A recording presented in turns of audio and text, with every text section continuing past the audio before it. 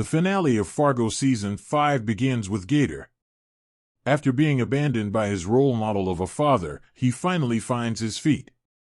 Slowly but steadily, he feels his way around the wilderness.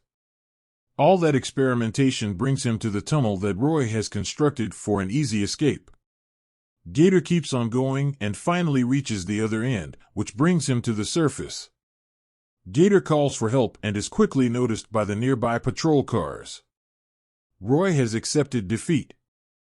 His mindset was clear in the previous episode as he scampered to make sure he could run away like a loser if things went south, and most probably, they are.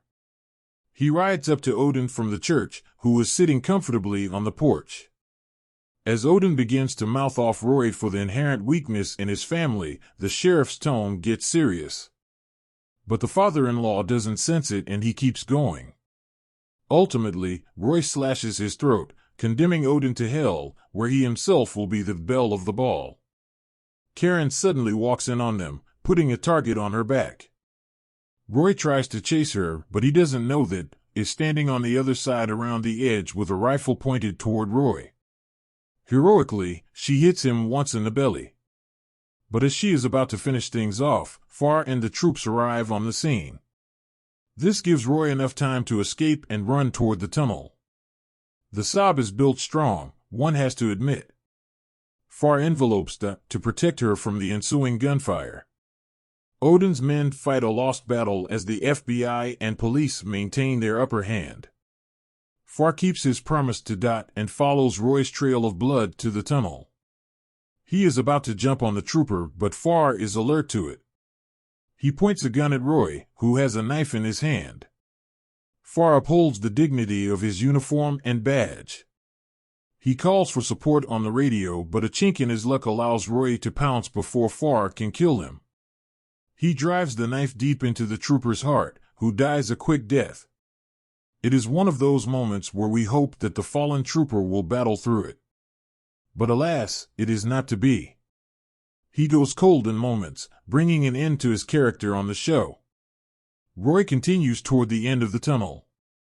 He even climbs out and encourages himself to soldier on. However, Gator has already given up his father, returning the favor. Roy Tillman is finally caught and will spend the rest of his life behind bars. Nadine reunites with Gator on an ambulance stretcher, promising to visit him in jail with cookies. She is heartbroken when Agent Myers reveals that Far didn't make it. Dot is reunited with Wayne, Scotty, and Lorraine, which segues into a time jump of a year. It begins with Indira, Dot, and Scotty visiting Far's grave. They owe him a lot for everything he did against mightier opponents. Far's spirit, resolve, and kindness made him one of the standout characters on the show. Lorraine meets Roy at a federal penitentiary. He has an abominable neck tattoo now, by the way. Moving past that hideous sighting, Lorraine begins to explain how Roy's appeal will fail. And the next one as well, and the one after that.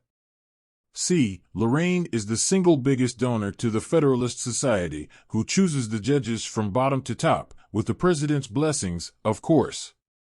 She also explains that a new private fund has been started by her company. This is for the welfare of prisoners in that particular penitentiary. It is essentially a hit job against Roy to exact revenge for all the atrocities he committed against his wives. Roy puts up a brave face in front of her, but his expressions change in the face of a lifetime of hell that awaits him. A fitting conclusion for arguably one of the most sinister characters in the show's universe. The last bit of Season 5 is an extended climax set in the Lion household. Dot is paid a visit by a familiar frenemy. Wayne entertains him in the living room. Ulla Monk enunciates the man clad in a black coat and a stylish albeit antique skirt. Dot is stunned into silence. When everything was going her way, this man had to drop at their house out of nowhere. What happens next is essentially very simple yet profound. Monk tries to explain that a debt remains unpaid. Dot's eyes give away the surge of fear her body feels. Wayne is completely clueless. On a side note, he is back to his normal self. Wayne has another dealership under his wing, and the family are, in Dot's words, moguls. The underlying tension is solely directed toward who collects herself and tries to keep her face up. Wayne is preparing chilies for dinner, and Dot adds